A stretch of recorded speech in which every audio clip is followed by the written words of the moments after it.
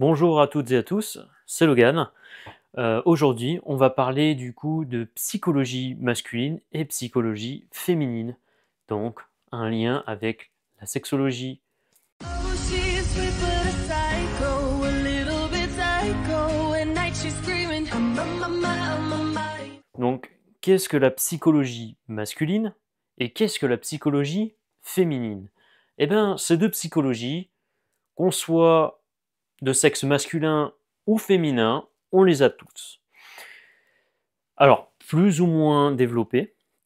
Il faut savoir que majoritairement, si on est une femme, eh ben on va avoir majoritairement une psychologie féminine, généralement, mais avec des penchants de personnalité masculine. Et inversement, pour des personnalités de type masculin, eh ben, généralement, ils vont développer majoritairement de la psychologie masculine avec une petite partie de psychologie féminine. C'est très subjectif ce que je vous explique là, parce que ça dépend vraiment de chaque individu, de chaque personne, et on a plus ou moins de la psychologie masculine en nous et de la psychologie féminine, mais à juste échelle.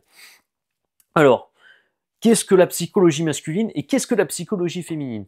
Eh bien, comme j'ai envie de dire, honneur aux dames. Du coup, on va commencer à la psychologie féminine. Qu'est-ce que c'est que la psychologie féminine? Eh bien, la psychologie féminine, c'est déjà avoir un sentiment de besoin de sécurité, en fait. C'est-à-dire qu'on va chercher à avoir un esprit visionnaire, futuriste, et à se projeter dans le projet de vie commune, relation de couple. Donc, la psychologie féminine a besoin d'être rassurée, d'être compris.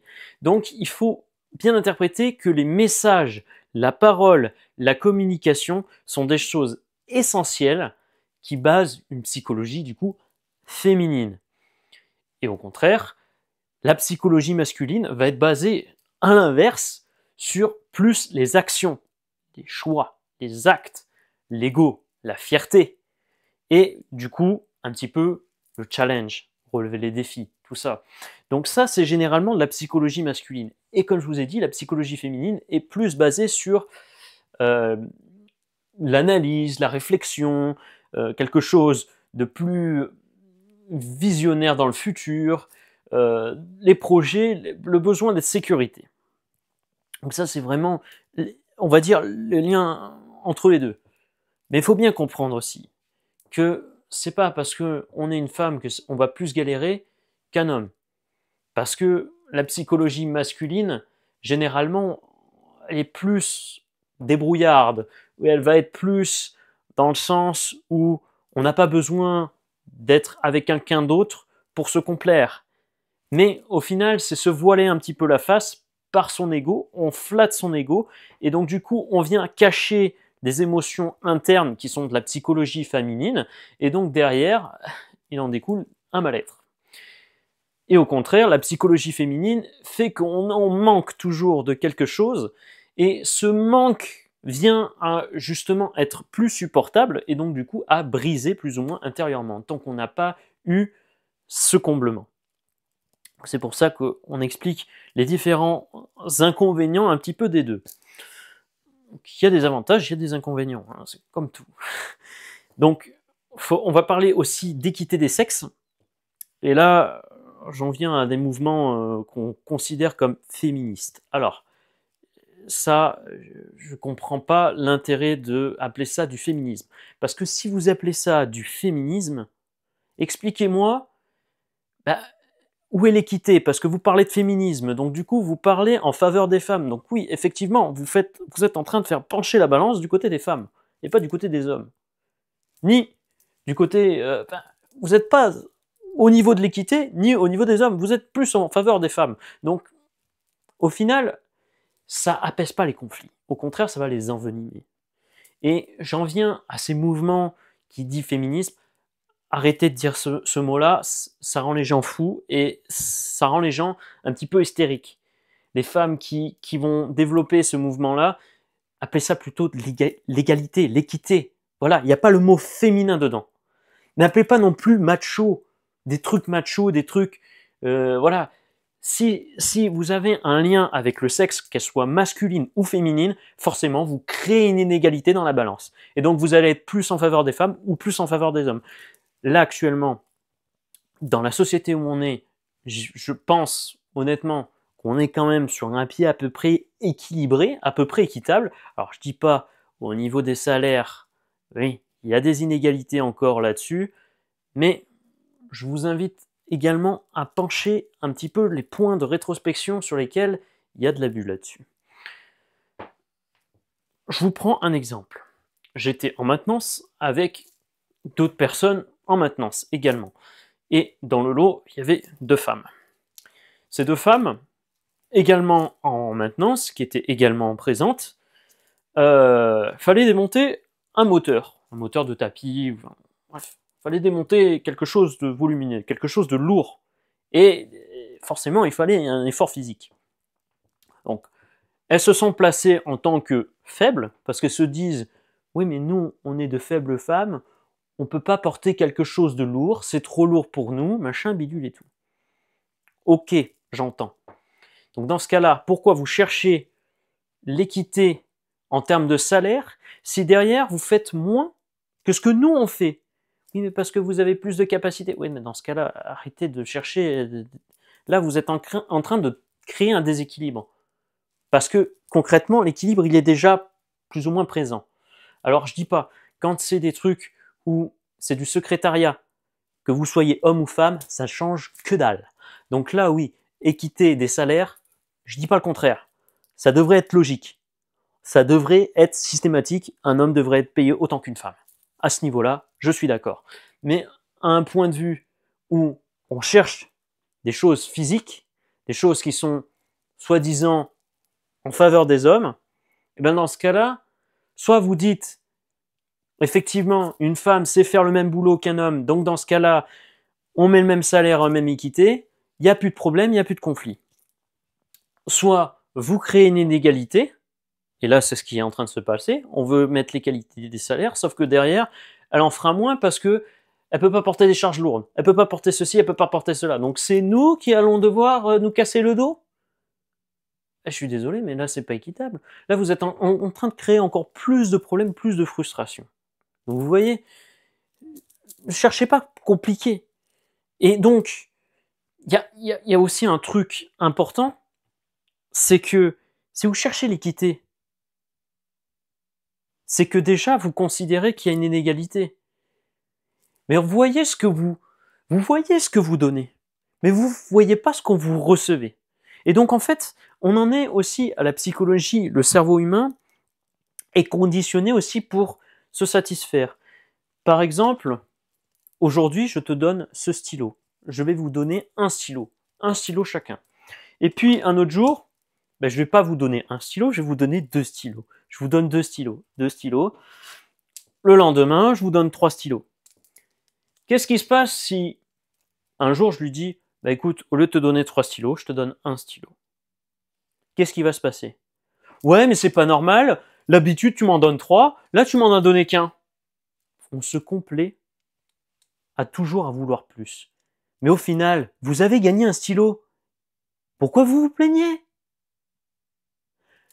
Vous voyez, le cerveau humain, il est habitué à vouloir toujours plus, toujours plus, toujours plus. Donc au final, vous êtes en train de repousser les barrières au point où ça devient un déséquilibre.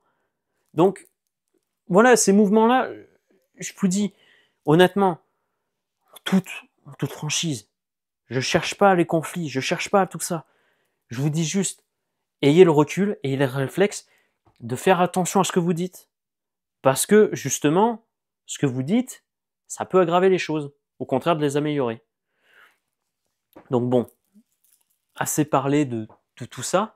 Je vais vous parler aussi de vie de couple, également, parce que si vous avez plus ou moins ce genre d'inégalité et que vous pensez qu'il y a des inégalités, il y en a forcément. Mais de là à dire que tous les défauts sont chez les femmes et pas chez les hommes, vous êtes dans le faux. Et dire que tous les défauts sont chez les hommes et pas chez les femmes, c'est faux aussi. En fait, comme dans tout, vous avez des avantages et des inconvénients. On ne peut pas être une femme et ne pas avoir de règles. C'est pas possible. Voilà. On ne peut pas être un homme et avoir des problèmes d'érection, c'est possible aussi. Voilà, c'est des problèmes qui sont à proprement parler à chaque personne, à chaque individu. Donc ça s'appelle de la sexologie. Hein. Voilà, donc je vous invite également à suivre plus ou moins des vidéos de sexologues. Et je vous assure qu'il y a un lien entre la psychologie et la sexologie parce que, évidemment, tout est lié à notre cerveau. Donc, effectivement, les organes reproducteurs génitaux sont reliés également au cerveau, donc c'est d'autant plus actif au moment où vous êtes justement dans une relation sexuelle. Voilà. Donc, je vous dis, si vous cherchez l'équité au niveau des sexes, cherchez déjà à pardonner plus ou moins les injustices, les blessures que vous ont fait subir la personne de sexe opposé. Si vous êtes une femme, apprenez à pardonner aux hommes, comme quoi ils n'ont pas compris que vous étiez une femme. Et si vous êtes un homme, pardonnez aux femmes de ne pas comprendre que vous êtes un homme.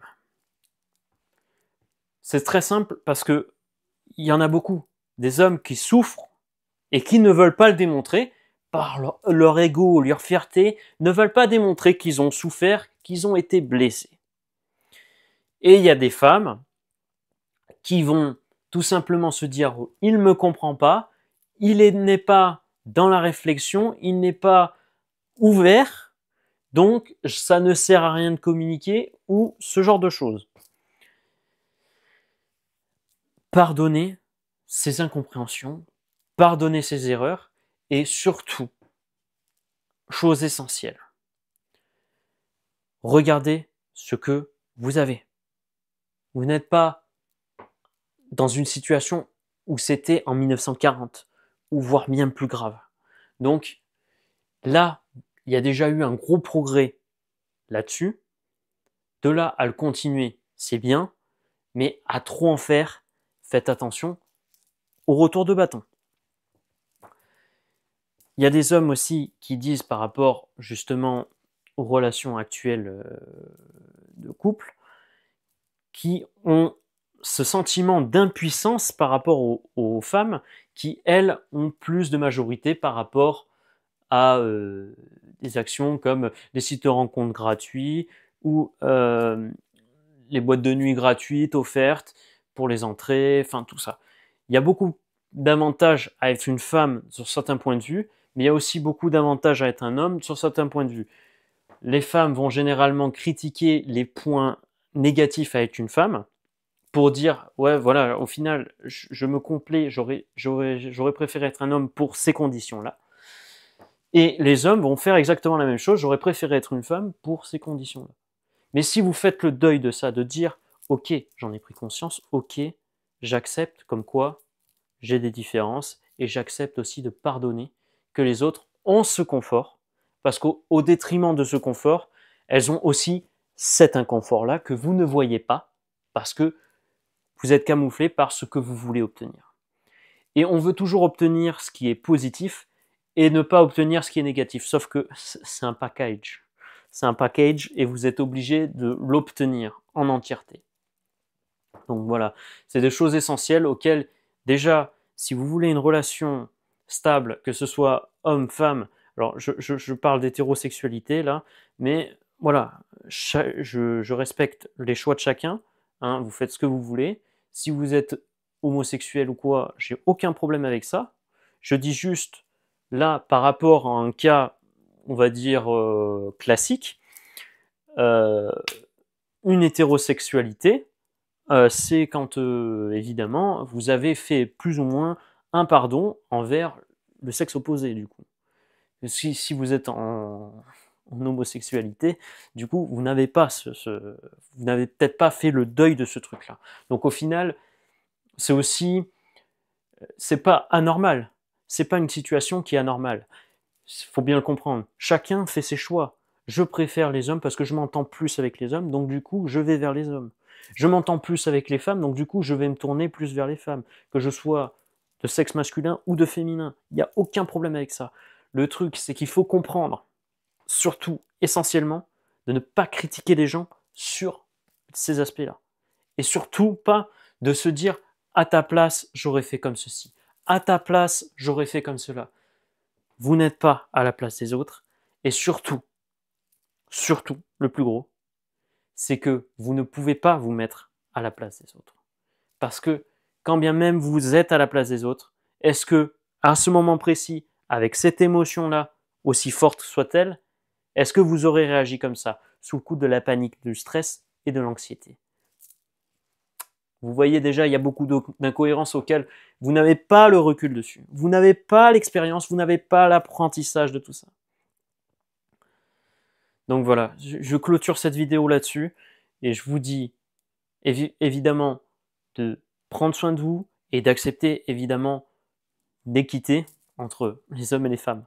Et surtout, faites bien attention à ça et ne pas plonger dans le piège de on bascule complètement dans le féminin ou on bascule complètement pour le masculin. Voilà. Soit on cherche les choses équitables, soit on cherche les choses inéquitables. Et si on cherche l'inéquité, forcément, ça va créer de l'injustice, forcément, ça va créer de la tension, la frustration, et vous allez créer, du coup, une mauvaise entente au sein de votre couple ou au sein de n'importe quoi.